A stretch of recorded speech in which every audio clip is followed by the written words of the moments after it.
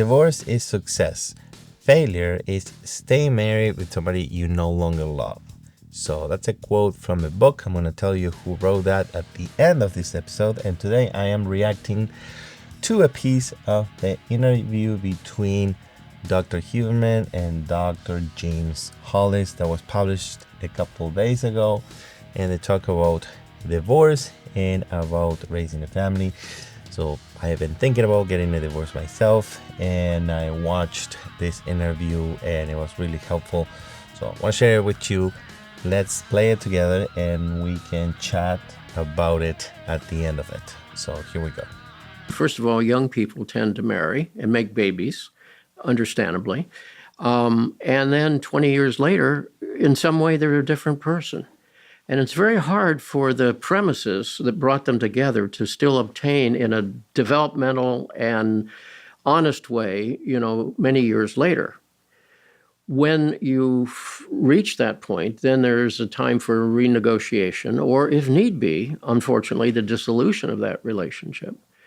Because I had a colleague in New Jersey years ago who worked exclusively with the couples, and she talked about starter marriages. And she said, I would never say that publicly because that sounded too pessimistic.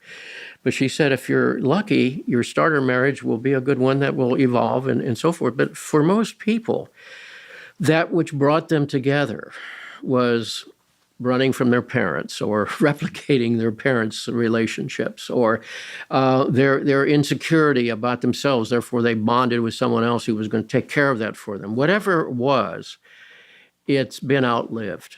Their own natural development, their life circumstances have changed. And then it brings about, the necessity of some very difficult decisions. So, marriage is an institution with the best of intentions that is sorely tested over time.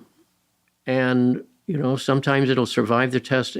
I would not automatically applaud if somebody's been married 50 or 60 years.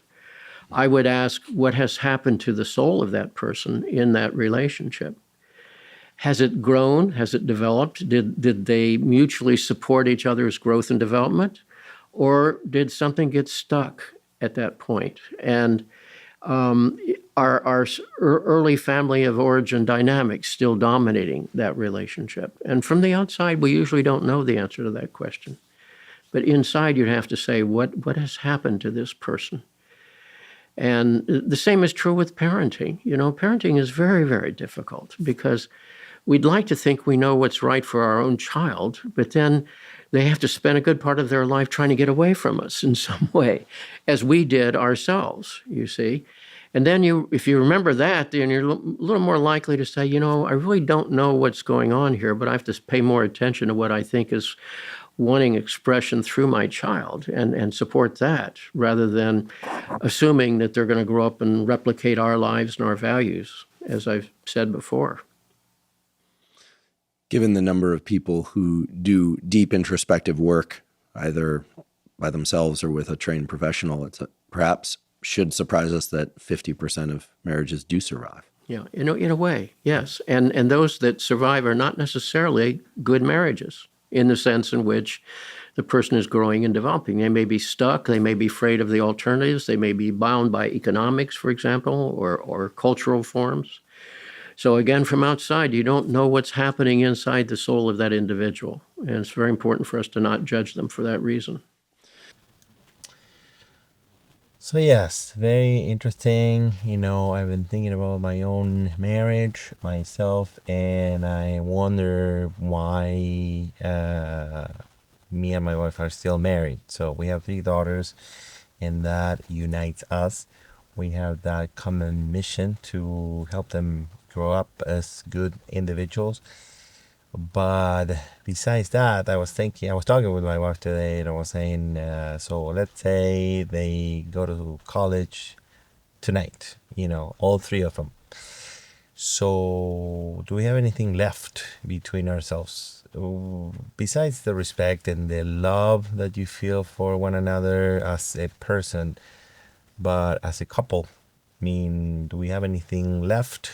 We care about each other, but do we really care about each other as as a couple, romantically, or just because I love her because she's the mom of my kids, and she loves me because I'm the dad of her kids. So anyway, I think that that's a very important question that I think is worth analyzing and thinking about.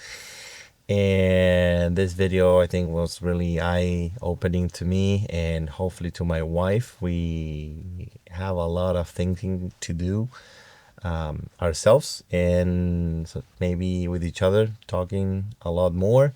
But we are going to a darker section of our life together right now. I mean, there's nothing wrong with the relationship, but there is nothing great about our relationship.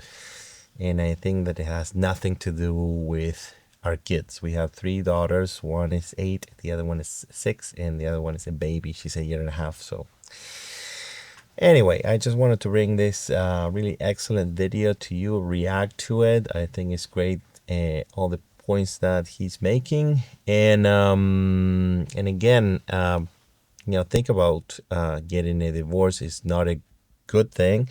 It's not a great thing. It's very expensive. It's very taxing to you, your spouse, and everybody around you within your family. But do you want to stay married with somebody you no longer love romantically? Do you see what I'm saying? So anyway, in the quote I brought you at the beginning of this video, which is divorce is success, failure is staying married with somebody you no longer love. It's a quote I wrote in 2017 on my 3rd book called Master Plan Your Success. Thank you for watching. I wish you well, and I hope you can resolve any problems honestly and sincerely. Any problems you may have with your significant other. And until next video, see ya.